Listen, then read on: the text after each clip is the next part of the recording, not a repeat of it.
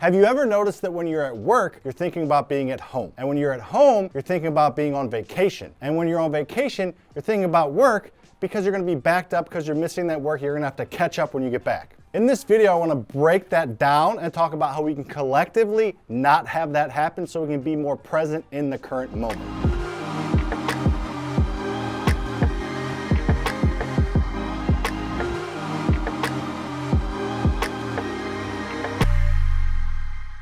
In this video, I'm really gonna try and help you with something that I struggle with. So if you appreciate that, give me a like. This is kind of along the lines of grass is not always greener on the other side, or just thinking that somewhere where you're not is better than it actually is. I say this to my daughter all the time. I think it's from Daniel Tiger, but enjoy the wow that is happening now. While that sounds simple, I really struggle with being present in the current moment. I'm always looking ahead at the future. I'm always thinking about what I could have done better in the past. I am rarely in the moment in my head where my actual body is physically. Now, not all people struggle with this, but a lot of people do. So honestly, I wanted to research how I could get better at this, but I know a lot of people have the same issue I do, so I wanted to make a video about it so we can all get better together. Let's break down that opening monologue quickly. Then I want to talk about 3 things that I am doing to be more present. Your presence is a present, kiss my ass. I think that's a Kanye West lyric. When you're at work, especially if you don't love your job, you're probably thinking about being home and relaxing. That's normal and that's okay, but if you are more in the moment at work, you might get work done quicker so you can go home sooner. You might get work done quicker and better so you can get a promotion and make more money and have more freedom. No matter if you're at work, being present is a good thing. When you're at home relaxing, you're probably thinking about doing honey-do lists or doing stuff around the house or even on a beach relaxing on your vacation. That's normal. It's okay to daydream. But if you're more present in the moment, you can be more present with your significant other, with your kids, with your family, or just with yourself. The worst one of all, when you're on vacation and supposed to be relaxing, you're thinking about things at the house or thinking about things at work like, oh my gosh, I'm gonna come back to 150 emails, they're gonna be so far behind, I'm not gonna get caught up for 3 days, or you're pulling up your phone and you're actually working while you're on vacation. None of those are good options. So no matter where you are, what your circumstance is, being present and being with yourself in that time helps immensely in the current present time, but also it can help in the future. If you continue down this path, is the world gonna end?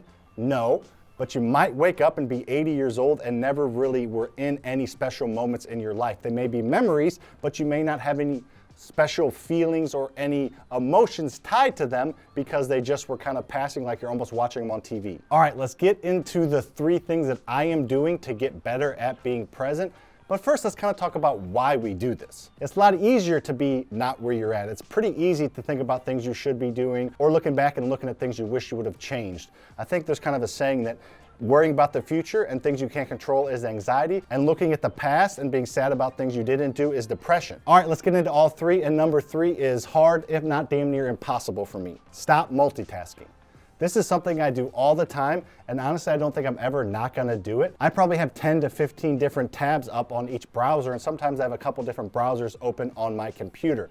Multitasking is a way that I can get a lot accomplished, but I'm never fully committed to exactly what I'm doing. Jumping around, hopping around, being distracted. Being distracted in its definition is not being where you're at and looking around. So the fact that people multitask and usually ineffectively makes it really hard to be where you're at. If you're looking at 7 or 8 different things, you're not gonna work on one thing, and working on one thing will help you kind of center yourself and be in the moment. I did a lot of research on this one, and actually there are a lot of publications out there that saying multitasking is a myth.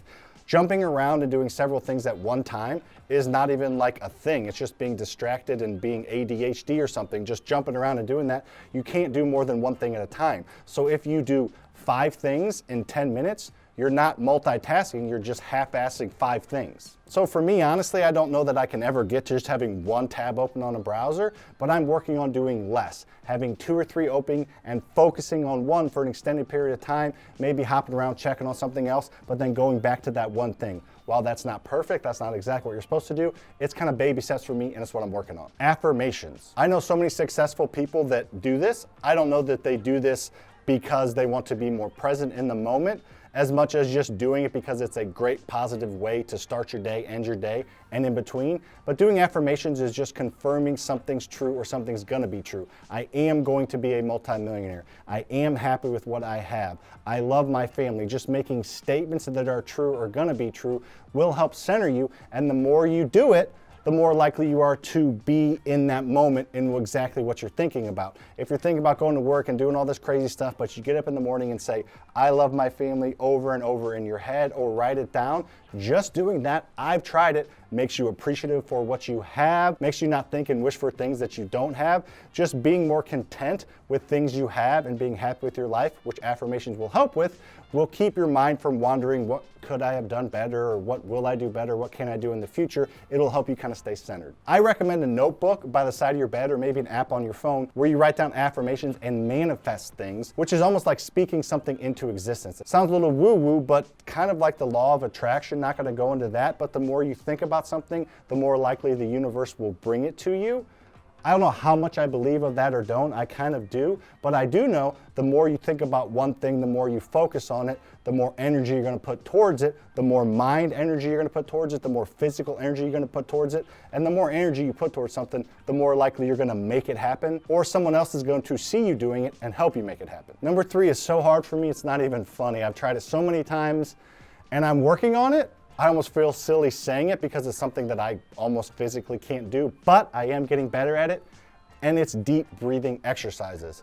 Not necessarily meditating, I've tried that, that doesn't work, but taking deep breaths at the beginning of the day, throughout the day, or at the end of the day, either way will help get you focused and in the moment. My mind is always racing. I'm thinking about 6 different things right now as I'm doing this video. But if I were to sit there, which I have trouble sitting still, if I were to, and I do try to, just sit somewhere still and take 10 deep breaths. In for 4 or 5 seconds, out for 4 or 5 seconds.